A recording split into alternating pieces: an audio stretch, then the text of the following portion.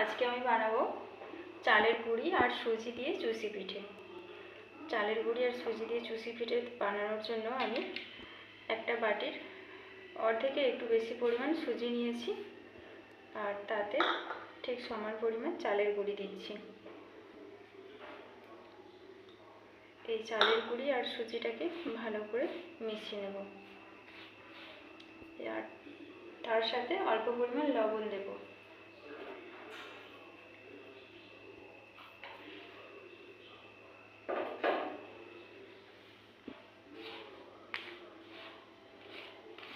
লবণটা দিয়ে চালের গুঁড়ি আর সুজিটা ভালো করে মিশিয়ে নিচ্ছি।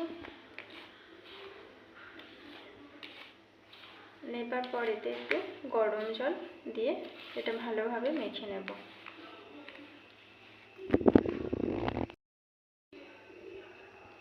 এবার এইটার উপর আমি অল্প অল্প পরিমাণ গরম জল দেব। যেহেতু জলটা গরম তাই আমি একটু চামচ দিয়ে মিশিয়ে নেব। গরম জলটা আমি একটু ভালোভাবে ফুটিয়ে নিয়েছি, কারণ চালের গুঁড়িগুলো একদম শুকনো চালের গুঁড়ি ছিল আর তার সঙ্গে সুজি দিয়েছি, তাই জলটা গরম করার সময় একটু ভালোভাবে ফুটিয়ে নিয়েছি।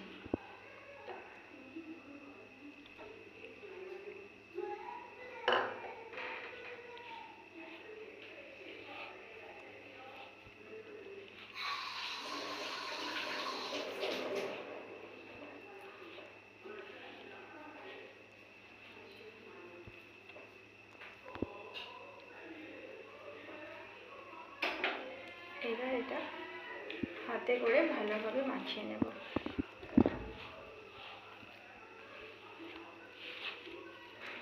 চুষি পিঠে শুধু সুজি দিয়েও হয়, চালের গুঁড়িটা দিলাম কারণ হচ্ছে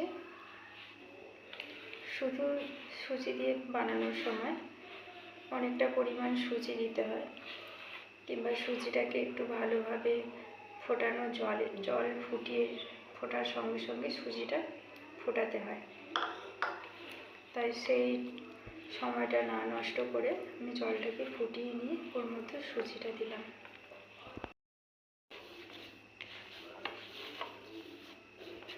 অল্প অল্প পরিমাণ জল দিয়ে মাখতে মাখতে ডোটা খুব সুন্দর নরম হয়ে গেছে। চালের গুঁড়ি আর সুজি একসঙ্গে নরম হয়ে ফুলে গেছে।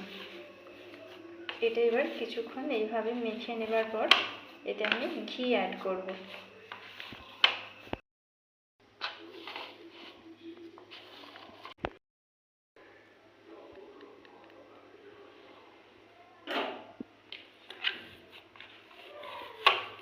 ঘি দিয়ে খুব সুন্দর করে মেখে নেব। ঘিটা দিলাম কারণ হচ্ছে যাতে চুষি পিঠেটা যখন আমি হাতে করে তৈরি করব তখন হাতে লেগে যাতে না যায়। আর পিঠেটা যেহেতু কোনো পুর ছাড়াই হবে তাই সুন্দর সফট হবে বলে সেই জন্য ঘিটা একটু দিলাম।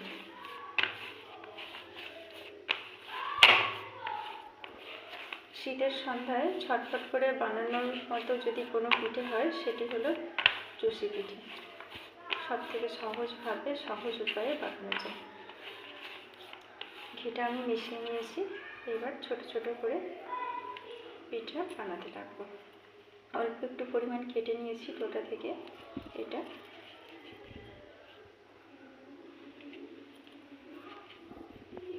এইভাবে বানিয়ে নেব।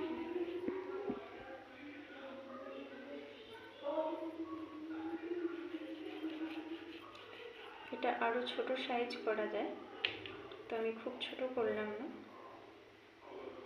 কারণ যত ছোট সাইজ করা হবে সময় তত বেশি লাগবে।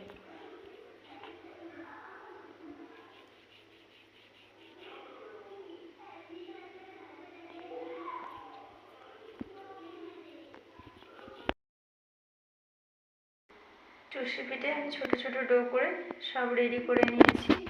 এইবার কড়াইতে দুধ গরম করে দিয়ে দেব। গ্যাস অন করে নিয়েছি।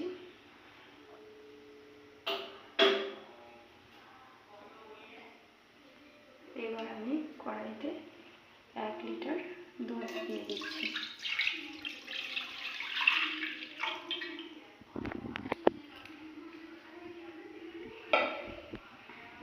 দুধটা একটু ফুটবে, তারপরে আমি পিঠেগুলো দুধের মধ্যে অ্যাড করব। দুধ গরম হয়ে ফুটতে আরম্ভ করে দিয়েছে। এইবার আমি এর মধ্যে পিঠেগুলো একটা একটা করে দিয়ে দেব।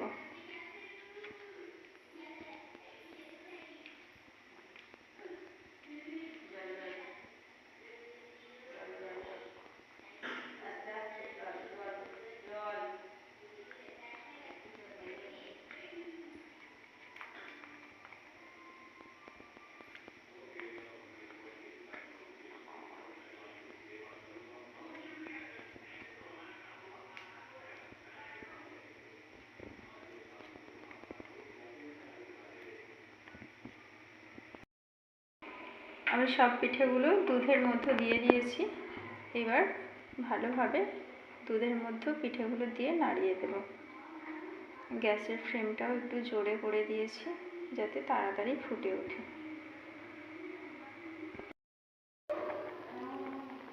পিঠেগুলো দেবার পর দুধের মধ্যে পিঠে আর দুধ একসঙ্গে ফুটতে শুরু করে দিয়েছে। দুধের মধ্যে পিঠেগুলো ফুটছে। এবার এটা আমি ভালোভাবে নাড়িয়ে দেব যাতে কড়াইতে বসে না যায়, কারণ সুজি আর চালের গুঁড়ি দিয়ে যখন ডোটা বানিয়েছিলাম তখন ডোটা খুব সুন্দর নরম হয়েছিল, তাই নিচেতে বসে যাবার সম্ভাবনা বেশি।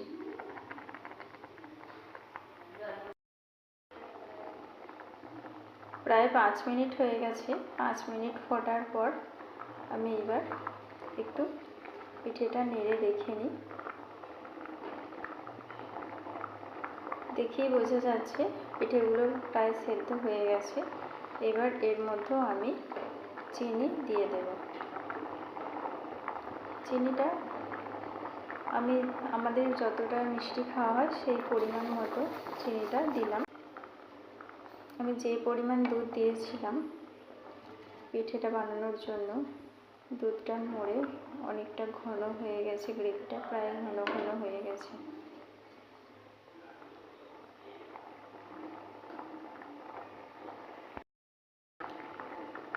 এবার এর মধ্যে আমি 4 পিস ছোটো এলাচ দিয়ে দেব।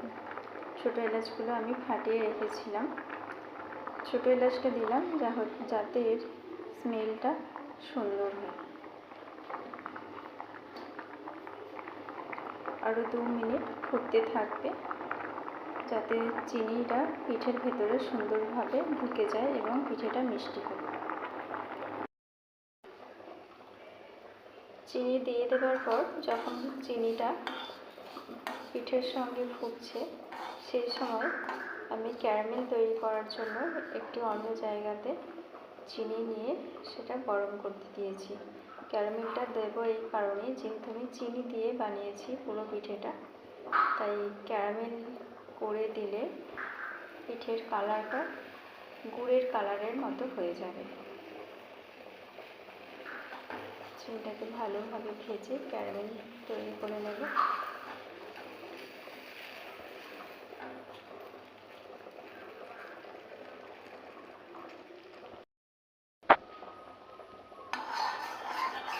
দেখো ক্যারামেলটা রেডি হবার সময় হয়ে গেছে।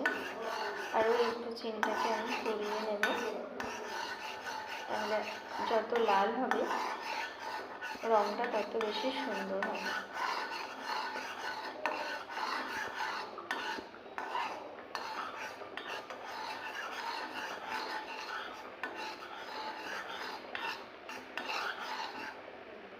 এবার ক্যারামেল রেডি হয়ে গেছে, এটা আমি ওর মধ্যে অ্যাড করে দেব। ক্যারামেলটা রেডি করে আমি কড়াইয়ের মধ্যে দিয়ে দিয়েছি পিঠের মধ্যে। এবার এটা আমি ভালোভাবে খুন্তি দিয়ে নেড়ে দেব।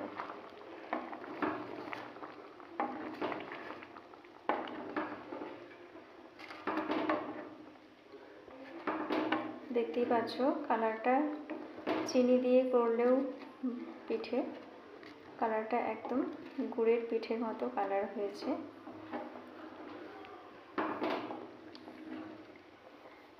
জাস্ট একটু অল্প নেড়ে আমি পিঠেটা নামিয়ে নেব।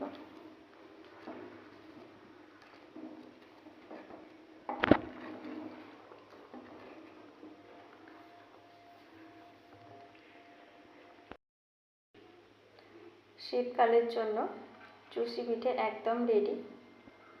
একদম খুব সুন্দর দেখতে হয়েছে আর কালারটাও সুন্দর হয়েছে, গ্রেভিটাও ঘন হয়েছে, কারণ আমি যে পরিমাণ দুধ দিয়েছিলাম পিঠেটা বানানোর জন্য সেই দুধটা মরে গ্রেভিটা ঘন হয়েছে, খুব সুন্দর দেখতে হয়েছে। তোমরাও চাইলে এইভাবে ট্রাই করে দেখতে পারো।